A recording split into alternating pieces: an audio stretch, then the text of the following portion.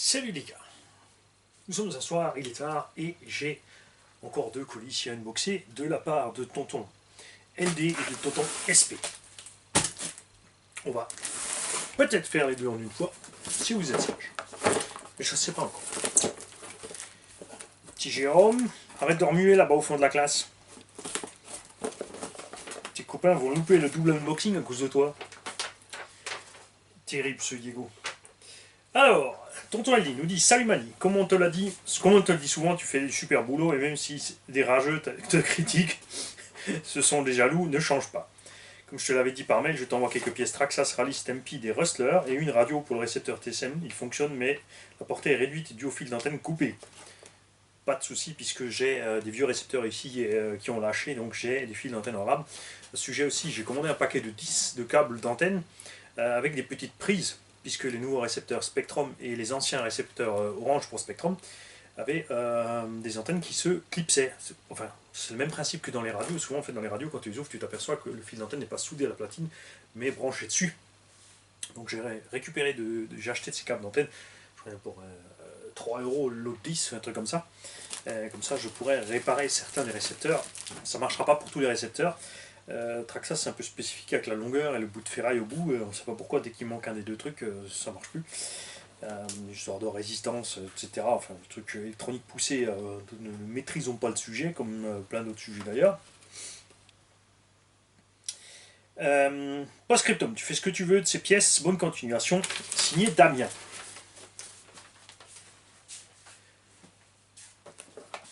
Un patin inférieur de slash 4x4 LCG. Je sais que c'est le LCG parce que le patin normal, enfin de l'ancien slash, remonte évidemment, parce que tu as le creux au milieu. On a une petite lipo de réception pour une FlySky MHD 3. Là aussi on a la batterie, là aussi on a le truc. Le tonton. Il faut savoir que les récepteurs FlySky standard vont là-dessus évidemment. Souvenez-vous, on en a reçu plein de tonton Réto. Non, pas Dominique Toretto, tonton Réto. J'ai plein de petits récepteurs comme ça, R3 VP. À ce sujet, ça tombe bien. J'espère que l'abonné en question regarde la vidéo. Il y a quelqu'un qui m'a envoyé, souvenez-vous, des petites cartes de prog. Qu'est-ce qu'elles sont? Des comme ça, juste avec l'écriture rouge dessus. Il m'a envoyé quelques-unes et lui il lui fallait un récepteur, donc j'ai envoyé 2 récepteurs. La poste m'a ramené les récepteurs, ça n'a pas été, c'est arrivé à la bonne adresse, mais ils sont revenus, je sais pas pourquoi.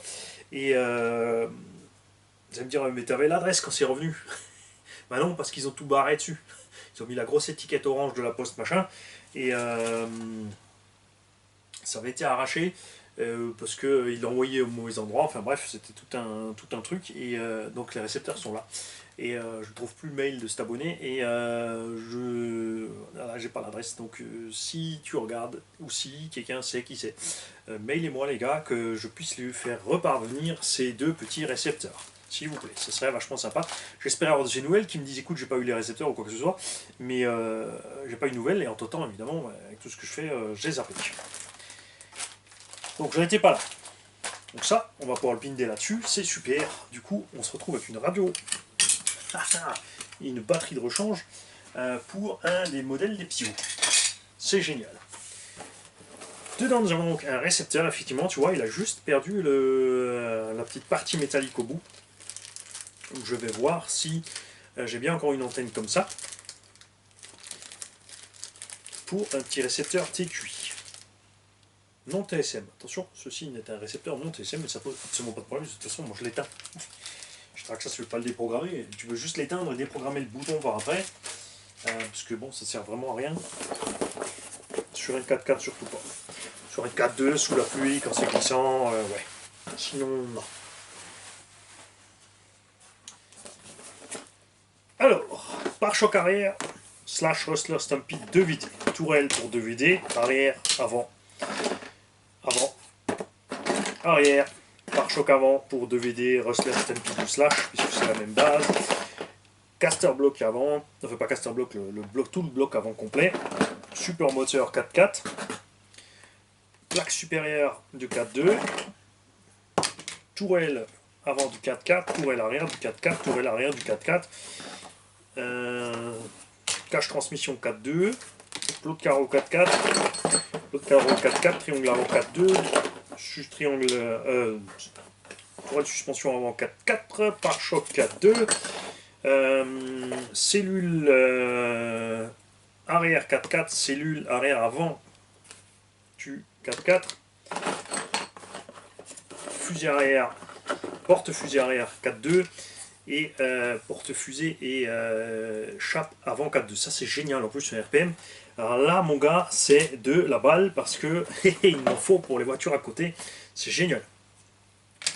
Triangle de 4-2. Couvercle de cellule avant-arrière. Je dis pas de bêtises. Ouais, ça c'est l'avant, ça c'est l'arrière. Donc on a une cellule complète en fait. Voilà. Si je mets les bons avec les bons, ça ira mieux. Donc on a une cellule complète avant, une cellule complète arrière. C'est de la balle. Un cerveau qu'on va tester.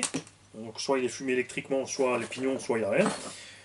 Un tube pour Rustler 4x4, qui est plus court que Slash 4x4. Attention, ou Stampede 4x4, c'est la question.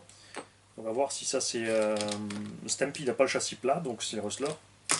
Éventuellement, mais Rustler n'avait pas les plots là, ça c'est Slash. Donc ça c'est un tube définitivement de Stampede. Le kit de biellette GPM option alu. Il n'est pas terrible, point de vue, les rotules sont fragiles, les tubes se plient. 2 cordes à morteau. Et le tube central plastique du Slash Brushhead ou Rally Brushhead. Et j'en connais un qui a acheté le mauvais tube. Tu me diras si c'est ça ou pas, ou si effectivement tu as en fait tous ces modèles en stock.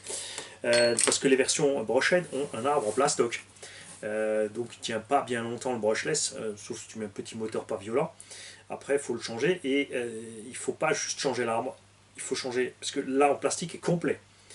Par contre, quand tu prends la version métal, il faut acheter l'entraîneur arrière qui est séparé ici. Et ça, par contre, ça va sur le slipper. Donc là, ça va. Il te faut donc 2 pièces pour remplacer ça. Si tu veux en alu. Un petit cerveau Traxxas 2055, de sur lequel on pourra récupérer les pignons très certainement. Donc un petit pare-choc de 4-2. Et une housse Dusty. Plus que les chaussettes. Les chaussettes Dusty Motor. Pour X-Max par contre. Hein?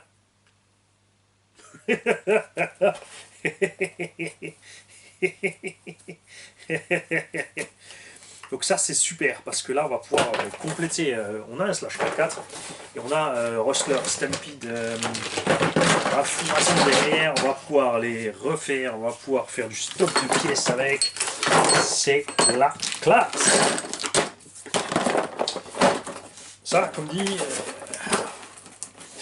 j'aimerais bien vraiment le faire fin d'année pour qu'au mois de décembre on puisse faire, ça serait pur délire hein, de faire une tombola par jour.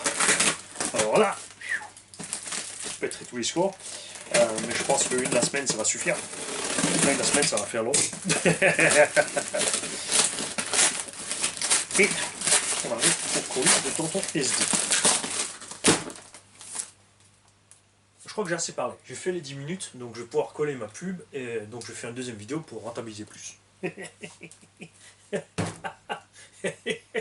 Salut les mecs. C'est surtout quand je fais des vidéos trop longues, en fait, ça devient aussi saoulant pour vous. Donc c'est plus simple. Et puis après, c'est plus simple aussi de retrouver dans laquelle vidéo on a déballé quoi. Parce que des fois, en fait, je regarde ma base de vidéo pour savoir ce que j'ai reçu. Parce que je sais plus tout ce que j'ai dans les caisses.